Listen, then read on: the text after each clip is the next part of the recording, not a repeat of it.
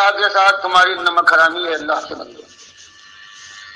مالک نے خالص اپنی بندگی کے امتحان میں تم کو ڈالا ہے، زندگی دی، عقل و خرد سے نوازا، اپنی کتاب اتاری، اپنے انبیاء اور آخری نبی صلی اللہ علیہ وسلم کے ذریعے سے بتا دیا کہ یہ سارا کچھ امتحان ہے آخرت کی زندگی کے لیے، کہ یا تو ہمیشہ کی عیش کی زندگی گزارو گے یا ہمیشہ آگ کے اندر جلتے رہو گے۔ تو 10 20 50 سال کی یہ زندگی ہے، اس میں تمہیں اللہ نے ایک ہی امتحان اور آزمائش میں ڈالا ہے کہ اس کی زمین پر چلتے ہو، اس کی ہواؤں میں سانس لیتے ہو، اس کے پانی سے پیاس بجھاتے ہو، اس کے پیدا کیے ہوئے رزق سے اپنا پیٹ بھرتے ہو۔ اس نے تم کو اولاد دی ہے اور خاندان میں کنبہ عطا فرمایا، آپس میں محبت پیدا کی تاکہ زندگی کا یہ دور جو مختصر ہے یہ اچھی طرح سے گزار لو۔ فرمایا یہ سب کچھ دینے کے بعد اس نے اللہ کے بندو تم سے ایک ہی بات مانگی ہے کہ فدعوہ مخلصین لہ الدین، کہ اسی کو اپنا آقا اور مالک سمجھو جب کوئی ضرورت پیش آ جائے، کوئی مشکل درپیش ہو، کوئی خواہش، کوئی آرزو، کوئی تمنا کروٹ لے، تو فرمایا اس کے لیے اپنے ایک ہی مالک کو آواز دو اور پکارو کہ اس کا خزانہ بھرا ہوا ہے، وہ دل کی بات سے واقف ہے، ہر جگہ سے ہر پکارنے والے کی بات سن کر اس پر فیصلہ کرتا ہے۔ تو یہ اللہ کا ایک مطالبہ، مالک کی ایک بات ہے کہ لوگوں تم کو اس دنیا میں خالص اپنی بندگی کے لیے میں نے بھیجا ہے، اور اسی بندگی اور ایمان کے اوپر پھر فیصلہ کروں گا، یا تو آپ تمہارا مسکن ہوگی اور یہ بہاروں پر بہاریں ہیں جن کی براتیں کبھی ختم نہ ہوں۔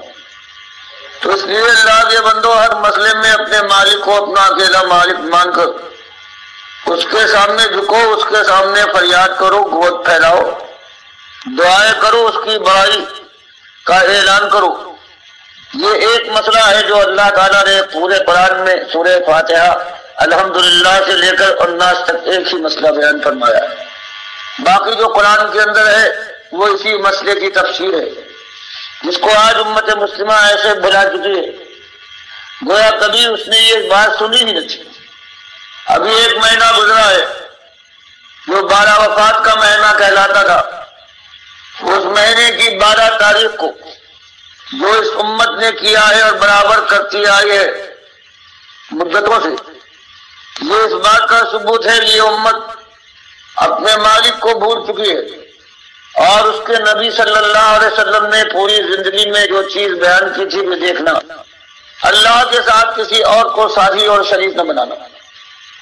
اور کہیں میرے ساتھ یہ ظلم نہ کرنا کہ جیسے عیسائیوں نے عیسیٰ علیہ السلام کو اللہ کا بیٹا بنا دیا تھا، کہیں میرے ساتھ یہ ظلم نہ کرنا، مجھے جب یاد کرو تو مجھے اللہ کا رسول مانو، اللہ کا بندہ مانو، بس میری حیثیت یہ ہے۔ اور اس امت کا آج یہ حال ہو گیا ہے کہ بھائی رسول صلی اللہ علیہ وسلم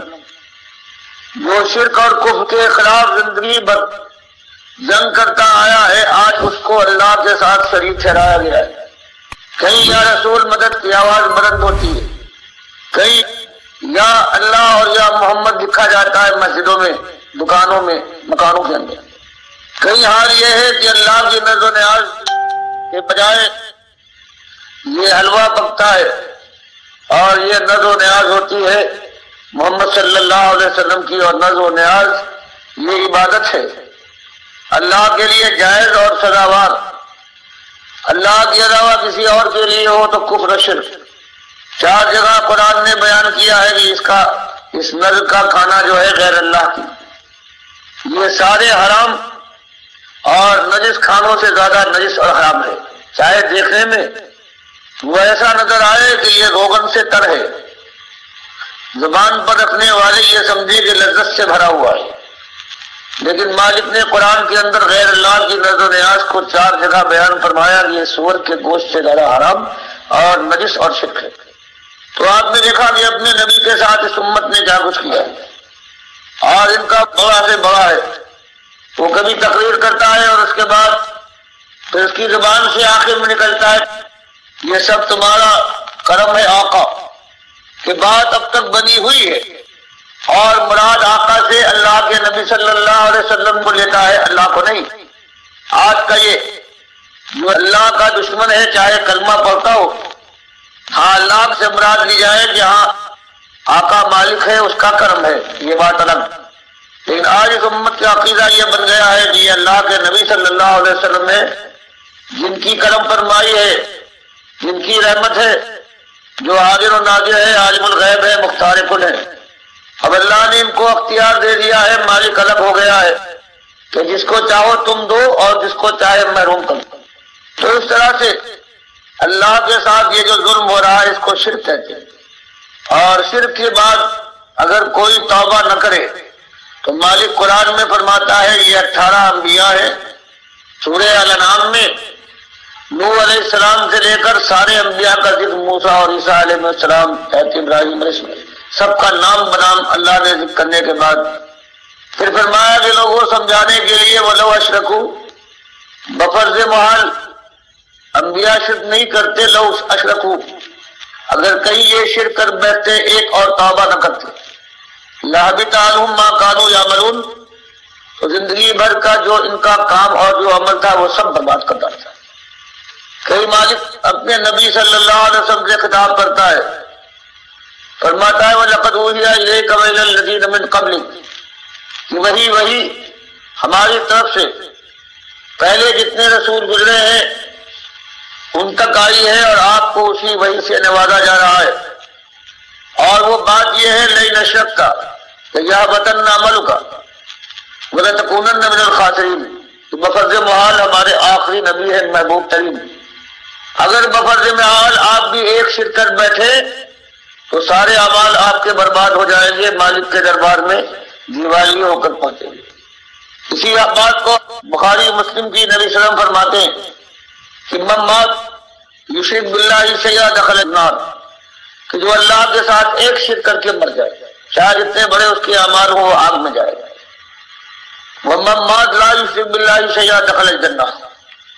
گناہ گار سے گناہ گار ہو اگر اس نے شرک کرنے کی بجائے ایمان پر اس کی موت آئی ہو، یہاں تک کہ زمین کا چپا چپا اس نے برائی سے گناہ سے مر دیا ہو۔ حدیث قدسی میں مالک فرماتا ہے لقیتہ بمثلھا مغفرہ، اگر ایمان کے ساتھ آیا ہے گناہ گار، ایسا گناہ گار کہ ساری زمین اس نے بھر دی، گناہ سے سیاہ کر ڈالی، لیکن مشرک بن کر نہیں آیا ہے، ایمان کے اوپر خاتمہ ہوا ہے، صحت کمزور اور شیطان کے غلبے سے وہ زندگی بھر گناہ کرتا ہے۔ فرمایا ایک دن ایسا آ کے رہے گا کہ میں اس گناہ گار کے ساتھ یہ معاملہ کروں گا کہ اتنی رحمت سے اس سے ملوں گا کہ جتنی اس کی خطائیں ہیں ان کو میری رحمت ڈھانپ لیں گی، اور آخر کار یہ گناہ گار جنت میں پہنچا دیا جائے گا۔ بخاری مسلم کی حدیث ہے کہ مومنوں کا ایسے ہی ایک گناہ گار جو سب سے زیادہ گناہ گار ہوگا جہنم کی آگ میں جلتا رہے گا یہاں تک کہ اللہ تعالیٰ کی مشیت کا وقت آ جائے گا، اور یہ آخری شخص ہے، باقی سارے مومن نکال لیے گئے ہیں گناہ گاروں جن کو اللہ نے سزا دینا مناسب سمجھا۔ یہ آخری جب نکالا جائے گا کوئلے کی طرح سے جلا ہوا، تو پروردگار عالم جس کو نہر حیات میں ڈالے گا اور اس کی کالب، اس کی جلن، سوزش سب دور ہو جائے گی، حسن و جمال واپس آ جائے گا، فرحت ہی فرحت ہو۔ تو مالک اس سے کہے گا میرے بندے اب مانگ جو تو چاہتا ہے، تیرے دل میں جو خواہش ہو، وہ کہے گا مالک وہ جلن مجھے یاد ہے، اور اب تو حسن و جمال ہے اور دل اور جگر میں ٹھنڈک ہے، اب مجھے کچھ نہ چاہیے، بس یہی کافی ہے میرے لیے۔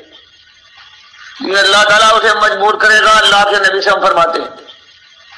یہاں تک کہ جو اس کے سمجھ میں آئے گا مانگتے مانگتے جب تھک جائے گا کہ مالک اب مجھے کچھ یاد نہیں آتا، تو اللہ تعالیٰ اسے کچھ باتیں اور بتائے گا کہ یہ بھی مانگ میرے بندے، تو نے یہ تو مانگا نہیں، اور جب سب اللہ اسے بتا چکے گا پھر کہے گا کہ تو نے مانگا میرے بندے، وہ میں نے تجھ کو سب کچھ عطا کیا، اور جو تو بھول گیا تھا اور نہیں مانگ پایا تھا میں نے بتایا، تو نے پھر مانگا تو میں نے وہ بھی تجھے دیا، اور